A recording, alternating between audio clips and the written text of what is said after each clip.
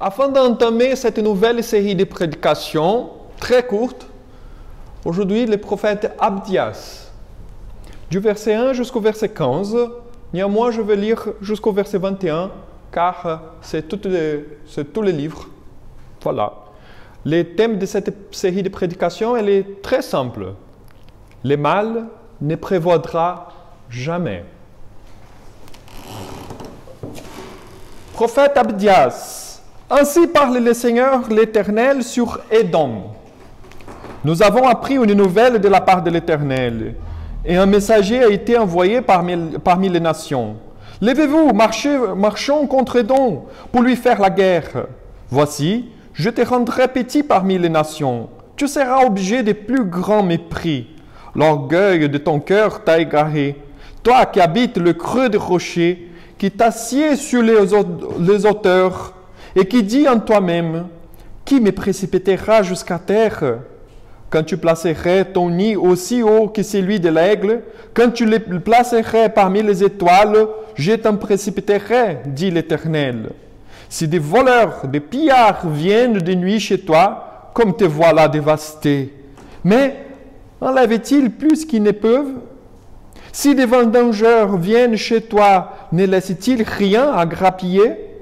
Ah, comme Ésaü est fouillé, comme ses trésors sont découverts! Tous les alliés t'ont chassé jusqu'à la frontière, tes amis t'ont joué, t'ont dominé. Ceux qui mangeaient ton pain t'ont dressé des pièges, et tu n'as pas su t'en apercevoir. N'est-ce pas en ce jour, dit l'Éternel, que je ferai disparaître des dons les sages et de la montagne d'Ésaü l'intelligence? Tes guerriers, ô Théman, seront dans l'épouvante, car tous ceux de la montagne d'Ésaü périront dans les carnages. À cause de ta violence contre ton frère Jacob, tu seras couvert de honte, et tu seras exterminé pour toujours.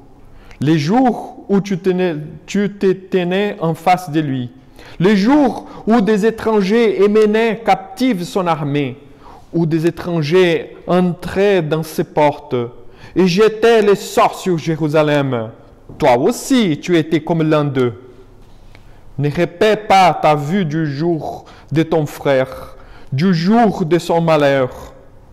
Ne te réjouis pas sur les enfants de Juda au jour de leur ruine. Et n'ouvre pas une grande bouche au jour de la détresse.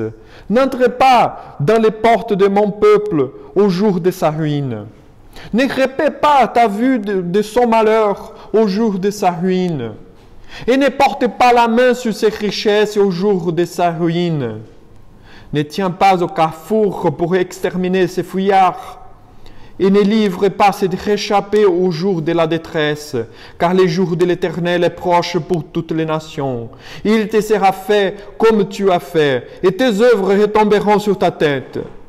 Car comme vous avez bu sur ma montagne sainte, ainsi toutes les nations boiront sans cesse. Elles boiront, elles avaleront, et elles seront comme si elles ne eussent jamais été. Mais le salut sera sur la montagne de Sion, elle sera sainte, et la maison de Jacob reprendra ses possessions. La maison de Jacob sera en feu, et la montagne de Joseph une flamme. Mais la maison d'Ésaü sera du chaume, qu'elles allumeront et consumeront, et il ne restera rien de la maison d'Ésaü, car l'Éternel a parlé. Ceux du Midi posséderont la montagne d'Ésaü, et ceux de la plaine le pays des Philistins. Ils posséderont le territoire d'Éphraïm et celui de Samarie, et Benjamin possédera Galaad. Les captifs de cette armée des enfants d'Israël posséderont le pays occupé par les Cananéens jusqu'à Sérepta. Et les captifs de Jérusalem qui sont à Sepharad posséderont les villes du Midi. Des libérateurs monteront sur la montagne de Sion pour juger la montagne d'Ésaü, et à l'Éternel appartiendra le règne. Amen. Amen. Je vous invite à la prière. Notre Dieu, notre Père, nous te rendons grâce, car tu es un Dieu qui voit toutes les choses, tu connais toutes les choses, et rien n'échappe, Seigneur, à ta puissance. Nous te rendons gloire, Seigneur, car tu es là toujours au cœur de notre vie. Et tu, Seigneur, et tu nous bénis énormément à chaque instant avec ta présence, avec ton Saint-Esprit. Et c'est à ton Saint-Esprit que nous prions maintenant. Qu'il vienne à notre aide, à notre faiblesse, afin que nous puissions bien comprendre ta parole ce matin et la mettre en pratique dans notre vie quotidienne. Et ainsi avancer dans cette vie de foi que tu nous un jour as donnée. Seigneur, sois avec nous. C'est au nom de ton Fils bien-aimé Jésus-Christ que nous prions.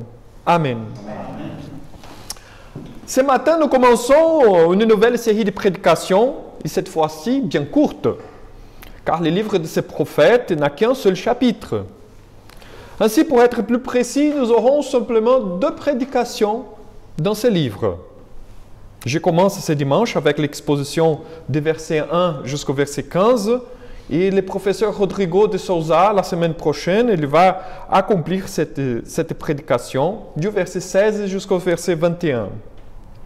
Bon, comme vous savez, je prends mes congés du 2 jusqu'au 23, donc ce n'est pas moi qui prêche la semaine prochaine. Mais j'ai invité Rodrigo qui est beaucoup plus capable que moi pour prêcher dans l'Ancien Testament. Alors, comme vous avez bien remarqué, il s'agit du plus petit livre de l'Ancien Testament. Un seul chapitre. Un prophète est très peu connu, mais très difficile à comprendre. Saint Jérôme, le premier traducteur de la Bible, il a déclaré « Quanto brevitus est tanto difficilus », c'est-à-dire d'autant plus court, d'autant plus compliqué, d'autant plus difficile. La difficulté s'avère à prime abord par le fait qu'il s'agit d'une prophétie pour une autre nation, à savoir Édom. Ce n'est pas une prophétie à Juda, ce n'est pas une prophétie à Israël, c'est une prophétie pour un autre peuple et qui ne reconnaît pas du tout le Dieu d'Israël comme son Dieu. Mais Dieu, quand même, a fait une prophétie contre ce peuple-là.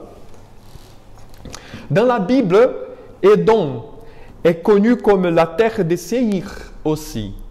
En Genèse chapitre 33, verset 3, on voit déjà la nomination. Il s'agit d'une parcelle de terre qui s'étend du sud de la mer Morte jusqu'au golfe de la mer Rouge. C'est-à-dire, Édom était toujours au sud de Juda. Aujourd'hui, ce territoire qui fait partie du moderne État d'Israël. Aujourd'hui, c'est la même chose. Aujourd'hui, ça fait partie d'Israël, le moderne État d'Israël. Édom était traversé par 2 importantes voies, 2 routes très importantes, à savoir la route royale et le chemin de l'Araba. Ces 2 routes rejoignaient le sud et le nord. C'est pourquoi Édom était important pour le commerce. Sa prospérité était issue du commerce qu'elle faisait par ces routes. Édom n'avait pas grande parcelles de terre pour planter. Ils sont faibles dans l'agriculture. Ils ont beaucoup de montagnes. C'est pourquoi la prophétie parle beaucoup des hauteurs, des montagnes. Vous voyez, la prospérité, justement parce qu'ils faisaient du commerce. Comme Israël avait des routes qui rejoignaient le nord et le sud, et dont de l'autre côté faisait la même chose.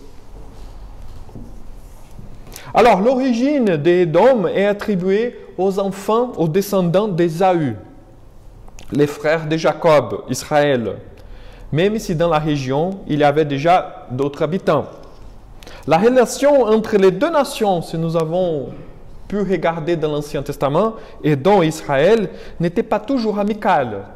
Édom et Israël sont 2 nations qui se frottent. Tout au long de l'histoire que nous retrouvons dans l'Ancien Testament, nous voyons que la relation entre Édom et Israël était de guerre et de révolte. Édom a toujours essayé de dominer Israël. Néanmoins, Édom n'était pas une nation puissante. Et c'est pourquoi, depuis la période assyrienne, à partir de 734 avant Jésus-Christ, Édom était un État vassal de la Syrie et puis de Babylone. Donc c'est toujours un pays pauvre qui n'avait pas de puissance militaire pour faire face à son principal ennemi, Israël. Vraiment, la prophétie faite à Ésaü était toujours accomplie lorsque les jumeaux furent nés. Si vous vous rappelez, quand Ésaü et Jacob sont nés, il y a eu une prophétie pour les deux jumeaux. La prophétie dit comme ça dans le Genèse chapitre 25, verset 23. L'Éternel lui dit, « Deux nations sont dans ton ventre, et deux peuples se sépareront au sortir de tes entrailles. Un de ce peuple sera plus fort que l'autre, et le plus grand sera assujetti au plus petit. » Édom était toujours assujetti à Israël. Mais quand même, il faisait la guerre. Quand même, cette nation n'était pas amicale avec Juda. Par les récits de cette prophétie que nous venons de lire, nous déployons que probablement le livre fut écrit juste après la chute de Jérusalem en 587 avant Jésus-Christ. Entre les 6e et le 4e siècle avant Jésus-Christ, Édom était contrôlé par les Arabes. Cela est arrivé surtout par la force des Nabatéens qui ont envahi la région à l'époque. À la fin, les Édomites furent déplacés à la région du désert de Negueb et le sud de Juda. Et à ce moment-là, quelques siècles avant la naissance de Jésus-Christ, 2 siècles avant, le peuple d'Édom était complètement disparu. Cette région au sud de Juda était connue comme l'Idumée. Et cela est important pour notre prédication. Édom a été assimilé par Juda. Et cette région, à l'époque de Jésus, a été connue comme la Idumée. Voilà un peu de l'histoire et du contexte de ces pays qu'on connaît comme Édom, et qui est la cible de cette prophétie de la part d'un prophète, Abdias dans ce cas. Alors, quel est le message de cette prophétie? Et à quoi sert ce message pour nous aujourd'hui? Parce que nous n'avons aucune relation avec Édom, surtout parce qu'Édom il est disparu déjà. Alors, une prophétie de Dieu contre les ennemis d'Israël, normalement, est interprétée comme un message d'espérance et d'assurance. Car l'Éternel promet de faire justice et en conséquence, son peuple s'épanouira. Édom sera châtié non simplement pour avoir vu et probablement participé au pillage de Jérusalem lors de sa chute en 587, mais aussi par sa grande arrogance. Vous voyez, à plusieurs moments, la prophétie, le prophète, il dit « Ne te réjouis pas dans la ruine de ton frère Jacob, ne fais ceci, ne s'empare pas de richesses de ton frère. » C'est justement des mentions lors de la chute d'Israël, la chute de Juda en 586, 587. Et donc, probablement, Édom est marché vers Jérusalem et a participé, l'a vu. Il n'a pas secouru Juda à cette époque-là, et même elle a participé, elle a aidé, Édom a aidé les Babyloniens prendre en captivité les peuples de Juda. Donc c'est pourquoi la prophétie elle est si forte contre Édom. Profiter d'un moment de faiblesse pour s'enrichir. Ainsi, Édom, en tant qu'ennemi d'Israël, représente, mes frères et sœurs, le monde. Le peuple qui n'appartient pas au Seigneur. Édom et Israël sont deux symboles dans cette prophétie. Édom représente ceux qui n'appartiennent pas au Seigneur. Le monde, comme nous le connaissons avec ce système malin de corruption et qui essaye toujours de nous égarer, qui essaye toujours de profiter des moments de nos faiblesses, justement pour nous détourner de Dieu. De l'autre côté, Israël représente toujours ce peuple de Dieu, l'Église. Ce peuple qui vit selon la parole de Dieu et qui essaye de servir Dieu. La prophétie d'Abdias vient donc à notre rencontre ce matin pour montrer que même si le monde va bien et prospère, Dieu a un dernier mot dans toute cette histoire. Le mal ne prévaudra jamais. Ils sont bien maintenant, mais il ne sera pas comme ça toujours. Israël fut dépouillé. Israël a passé par un moment très difficile. Édom a pris le pouvoir. Édom s'enrichit de cette faiblesse. Il a profité pour s'enrichir. Babylone allait de mieux en mieux. Le peuple de Dieu semblait être dévasté. Abdias porte une parole qui dit « Le mal ne prévaudra jamais. Il semble aller bien, mais à la fin, c'est le Seigneur, le vainqueur. » Et donc, elle est symbole de ce système de corruption en place et contraire au peuple de Dieu. La prophétie d'Abdias était significative pour Édom à son époque, car il serait effectivement détruit à cause de ses perversions. Néanmoins, dans un cadre plus large, la prophétie d'Abdias décèle cette opposition existante entre le peuple de Dieu, l'Église et le monde pervers qui un jour sera détruit. Néanmoins, avant la destruction du mal, l'amour doit prévaloir.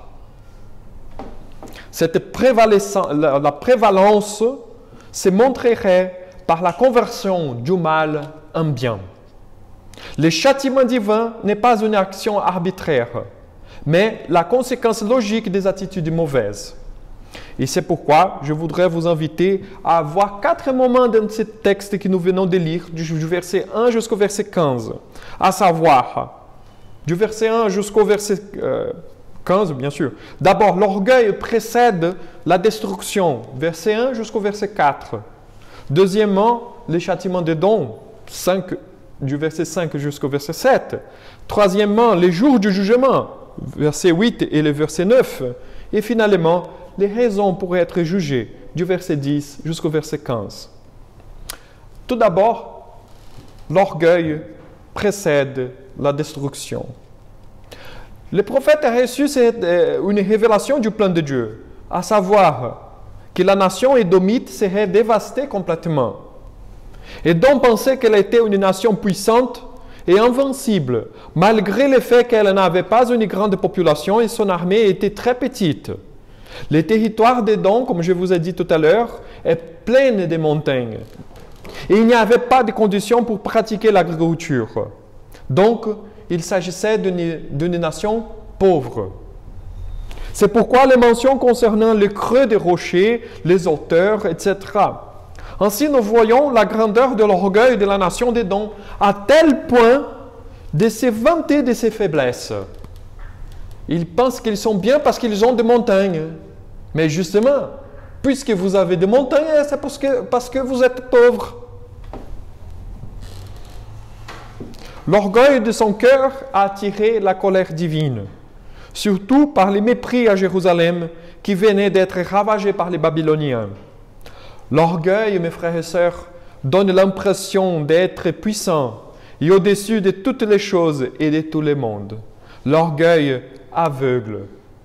C'est pourquoi l'orgueil est le principal, on dit dans la parole de Dieu, que le principal péché du diable. Il a voulu être comme Dieu. Il a été orgueilleux.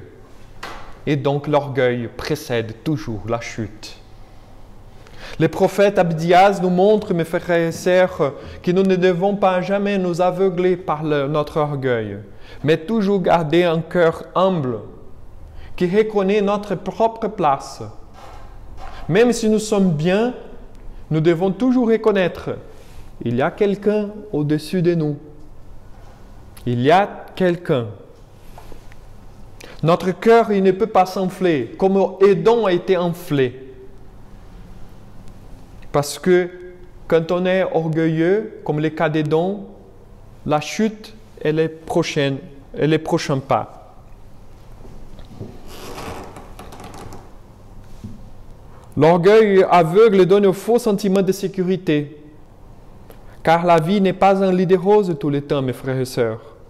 Même pour ceux qui sont dans une bonne condition ou pensent être dans une bonne condition, à un moment donné, nous tous, nous allons souffrir. Et c'est pourquoi nous ne devons pas être aveugles. L'orgueil n'est pas un bon conseiller. Par contre, l'humilité est toujours appréciée et nécessaire pour bien vivre dans la vie. Le même se voit dans la façon d'agir du monde par rapport à l'Église. Le monde se vante de ses faiblesses, de ses vices et de ses turpitudes. Le monde fait croire qu'en agissant d'une façon perverse, ils sont plus libres ou qu'ils aiment davantage. Maintenant même, dans l'été, nous voyons cela. On fait la fête, on s'enivre énormément. Et c'est là, on pense que c'est la liberté. Mais non, ce n'est pas la liberté, c'est là. C'est la corruption, c'est la turpitude. En se rebellant contre Dieu, mes frères et sœurs, ou en méprisant son Église, le monde pense être supérieur à Dieu. Les gens ne se rendent pas compte que la vraie liberté, la vraie vie, la vraie assurance, le vrai amour et la vraie espérance ne sont possibles que par l'Évangile.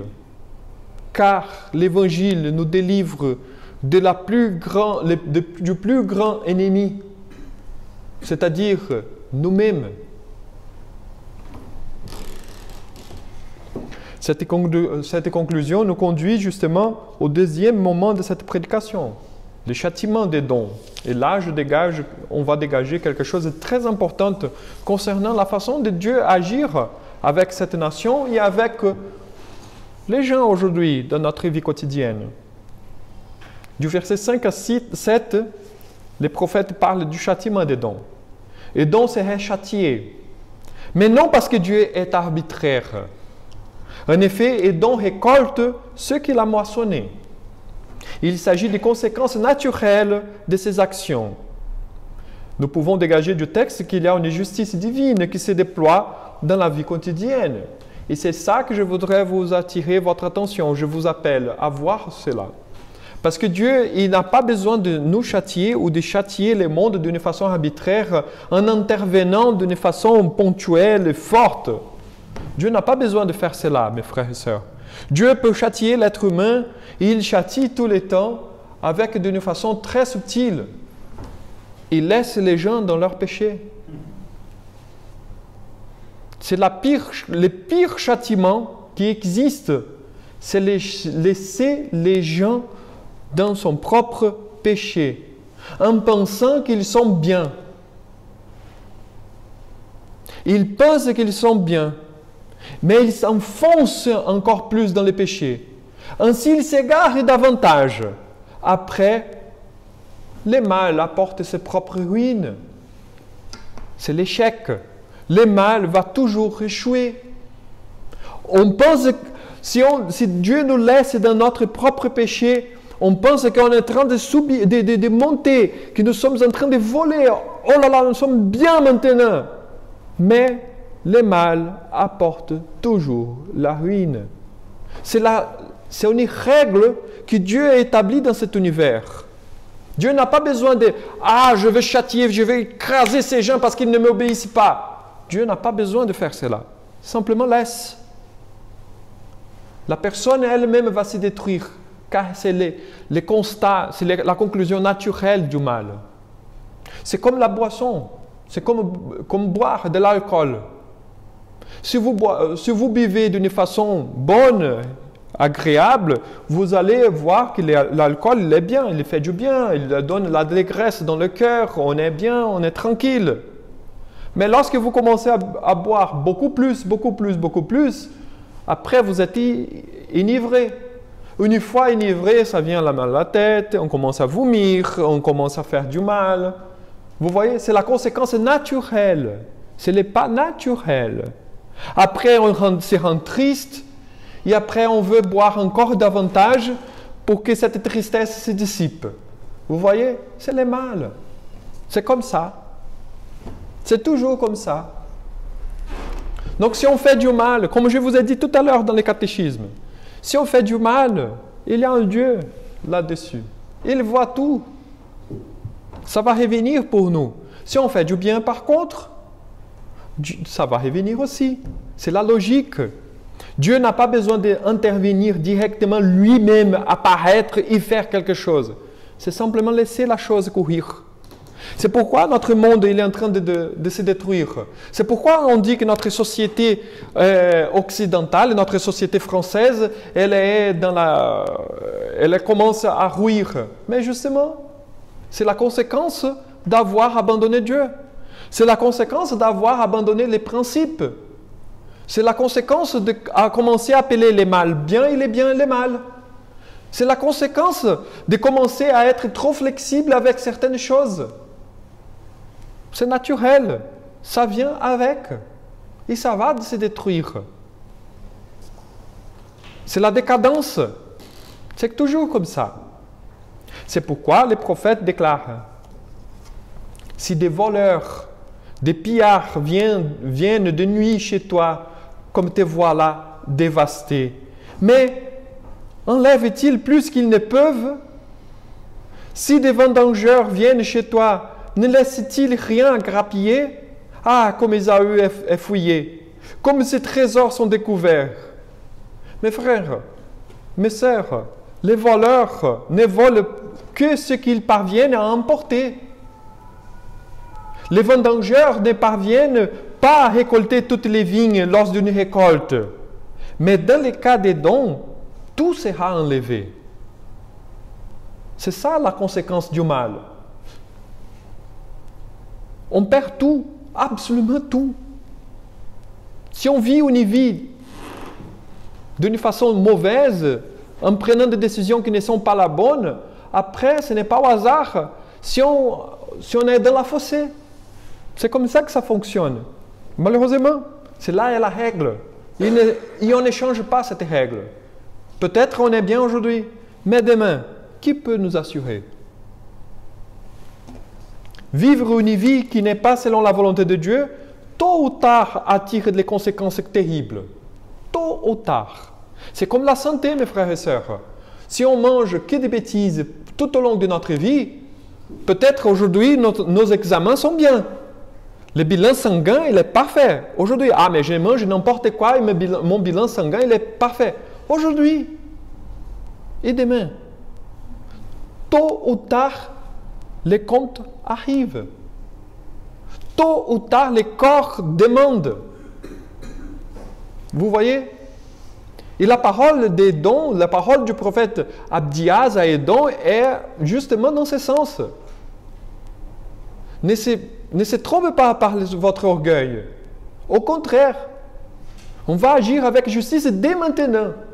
Parce que c'est bien. Parce que demain ne nous appartient pas. On ne sait jamais. On ne sait jamais. Et c'est justement ces points-là qui nous attirent au troisième point de cette prédication, le troisième moment de cette prédication, le jour du jugement. Verset 8 et verset 9.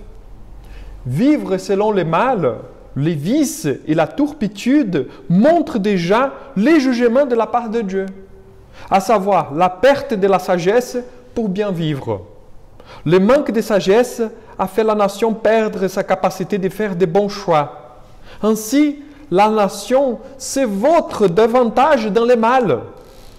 Le jour du jugement n'a pas besoin d'être forcément un jour de rétribution directe, mais la simple conduction divine de la suite des tromperies que le mal promeut.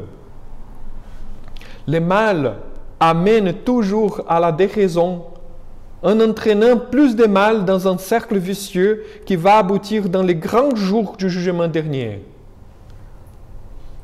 De cette manière, vivre selon la volonté divine nous rend sages et nous donne du bon sens. Vous voyez pourquoi la Bible fait toujours cette comparaison. Les mâles, les méchants, ils sont stupides. Mais celui qui vit selon la volonté de Dieu, il est sage. Pourquoi? Parce qu'il ne nourrit pas les cercles vicieux du mal. Il essaye de toujours briser le mal. Et ainsi, il commence à prospérer, à vivre une belle vie dans ce monde. C'est ça et la sagesse divine. La sagesse divine n'est pas pour être, oh là là, comme il est intelligent, un intellectuel. Sagesse, c'est vivre d'une façon pratique la vie, d'une façon bonne pour la gloire de Dieu. Si on fait comme ça, tout va devenir bien, même si nous n'avons pas grande chose dans notre vie. Vous voyez? Par contre, le mal entraîne toujours l'ignorance, un manque de raison, l'irrationalisme. C'est pourquoi les Seigneurs nous appellent à être sages, à grandir dans la foi, à être plus attachés au Seigneur, à marcher avec lui afin que nous puissions acquérir cette sagesse de bien vivre dans ce monde, de briser la force du mal.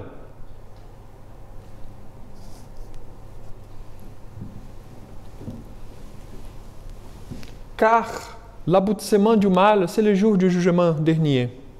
Malheureusement, un jour, tout va terminer. Tout va terminer. Notre histoire n'est pas un cercle qui est en train de se répéter. Ce n'est pas une ligne qui va jusqu'à l'infini. Il y a un jour qu'il y a tout a commencé, il y a un jour que tout va terminer.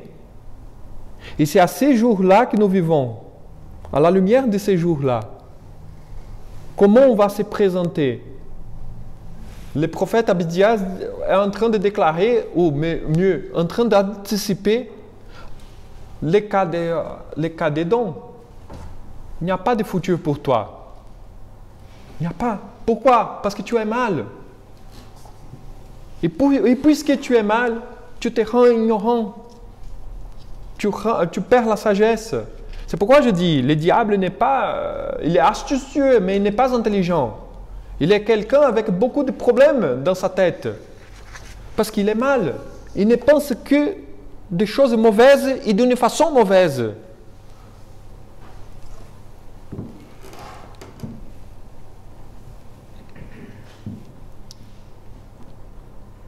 Donc, mes frères et sœurs, l'Évangile possède une dimension très pratique pour notre santé mentale et pour la bonne conduction de notre vie entière. Nous pouvons nous reposer, car Dieu fera toujours justice. Le mal ne prévaudra jamais. Le mal ne prévaudra jamais. Il n'y a pas de repos. Il n'y a pas de repos pour le mal. Le mal doit penser toujours mal pour qu'il puisse continuer à se satisfaire. Par contre, ceux qui marchent dans une voie de bien, qui se rendent sages à chaque instant, qui essaye de se rendre sage par la parole de Dieu, celui-là peut reposer dans le Seigneur, qui prend soin de toutes choses. C'est pourquoi il vaut toujours la peine de vivre selon la sagesse de la parole de Dieu, qui reconduit notre façon trompeuse de penser. Par contre, pour ceux qui continuent à vivre selon soi-même, la prophétie d'Abdias montre comment la structure de la nation des dons est en train de se ruiner. Les riches seront pillés, versets 5 et 6. La sagesse et l'entendement disparaîtront, versets 7 et 8. Et finalement, l'armée sera détruite, verset 9. Les piliers de la société sont ébranlés. Et ce n'est pas au hasard, parce qu'ils sont mal. Alors, pour terminer, nous arrivons au 4e moment de cette prédication. C'est justement les raisons d'être jugé, les versets 10 jusqu'au verset 15. La nation, elle est jugée, car elle fut violente contre son frère Israël. Les mêmes se voient dans nos jours lorsque le monde méprise, étouffe et persécute l'Église de Christ. Il y a toujours une entrave, et par des beaux discours de liberté d'expression, de tolérance et promotion de la diversité et de la pluralité, l'Église est méprisée et tuée. Je répète toujours, les chrétiens sont la minorité la plus persécutée au monde. Et pourquoi? Justement parce qu'ils apportent un discours d'amour, de grâce. Mais non selon le monde, non selon les idéaux du monde, mais selon la parole de Dieu. Et cela fait du mal. Ça fait un grand mal pour les gens. De la même manière qu'Édom a eu plaisir de voir Israël être pillé par Babylone, le monde se réjouit avec la destruction de l'Église. Mais rien n'échappe aux yeux du Dieu qui est assis sur le trône, au centre de cet univers. Un jour, toutes les choses seront remises en place et les comptes seront demandés. Néanmoins, avant que ces jours arrivent, il y a une lumière. L'inimité entre l'Église et ce monde, commandée par le diable, est représentée par la rivalité entre Édom et Israël, en tant qu'accomplissement des promesses que Dieu a données à Abraham, à savoir, je bénirai ceux qui te béniront, et je maudirai ceux qui te maudiront, et toutes les familles de la terre seront bénies en toi. Et cela nous conduit à notre conclusion.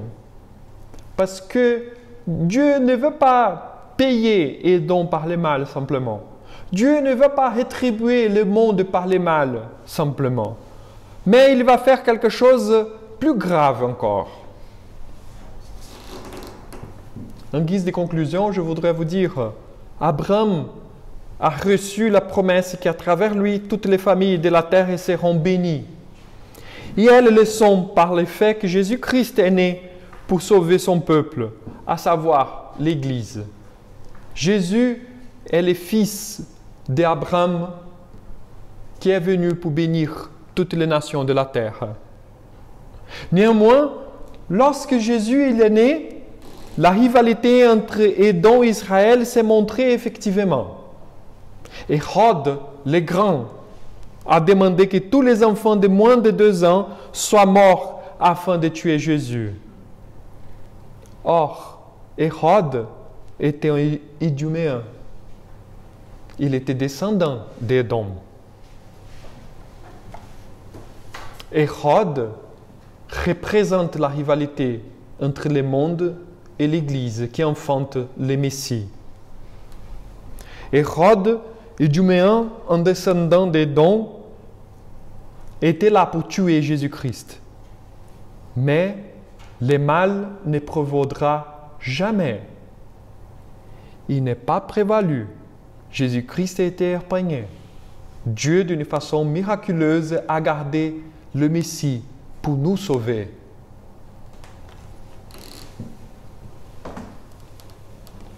Il n'a pas réussi. Le Seigneur prend soin de son peuple, mes frères et sœurs. Le mal ne prévaudra jamais.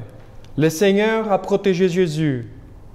Le monde persécuteur représenté par Hérode qui persécute le petit Jésus sera complètement écrasé.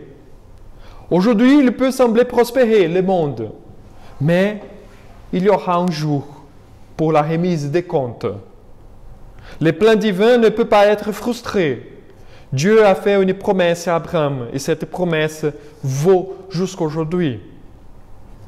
Ainsi, nous voyons 2 façons de vivre cette vie. Soit selon nous-mêmes, selon notre orgueil, comme le modèle d'Édom qui a été détruit, soit selon la parole de Dieu, dans l'amour, comme Israël, Jésus-Christ, l'Église. Et c'est pourquoi je vous dis, le jugement dernier n'est pas simplement la fin.